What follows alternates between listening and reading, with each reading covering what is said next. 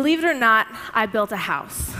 Now, in many of your minds, you're probably picturing a 2-story triangle over top a square with a driveway and a chimney, and maybe some flowers if you're really creative. But this is not the house that I built. In September of 2013 to April of this year, I constructed an 8-foot by 16-foot tiny house on a trailer called La Petite Maison. I decided to build a tiny house because while I consider myself a crafty person, I had never attempted something this scale of a project. And tiny houses seem to fit perfectly with my personality because once the basic structure is built, you can just take it and make so many adjustments where the basic structure has disappeared. And once the project was completed, it gave me the opportunity to do exactly what I love: accessorize.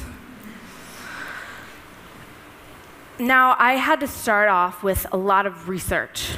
And I can just tell you, I have seen every video on YouTube related to plumbing, siding, electricity, and there are more than a few. So to avoid the looming panic attack of the scale of the project, I just had to take it one step at a time, starting with a base. I attached my house to a trailer using bolts and washers and 2x4 wood planks.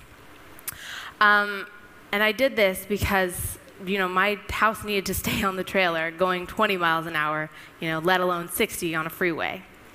So with the help of my father, I managed to keep the house on the trailer. But in February of 2013, my father passed away in a car accident. After this, I took a couple-month break, but I came back in September with a determination to finish this project, beginning with the walls.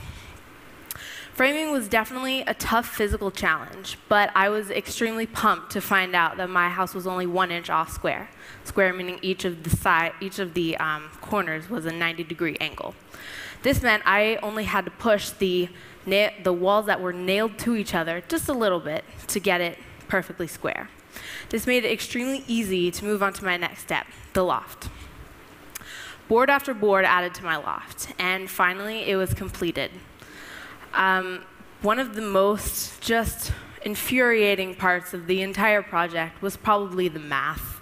I just can't tell you how angering it is to cut something just a 1/16 of an inch shorter than it's supposed to be, and you have to scrap it, measure again, cut, and take into consideration the width of the blade to just not mess up the whole thing again. Oh, just bringing me back. Whew. So finally, I could move on to the interior, meaning kitchen and bathroom mainly.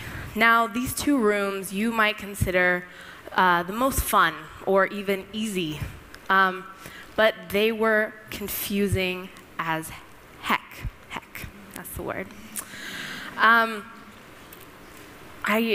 I would have thought my millions of YouTube videos would have prepared me for plumbing and electricity, but they did not, and I feel completely let down.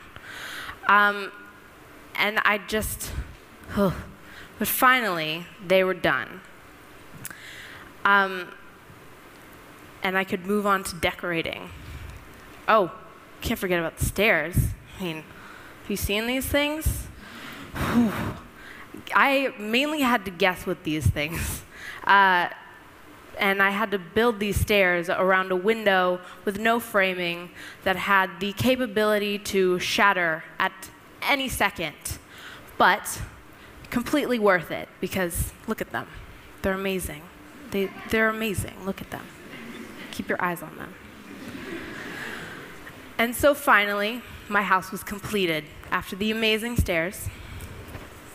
And I got to move on to decorating.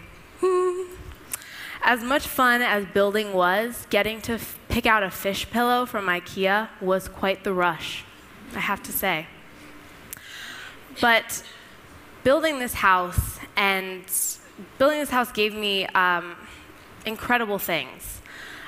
Before, I was an introvert, self-conscious, and I would avoid talking to strangers, let alone in front of them, at all costs.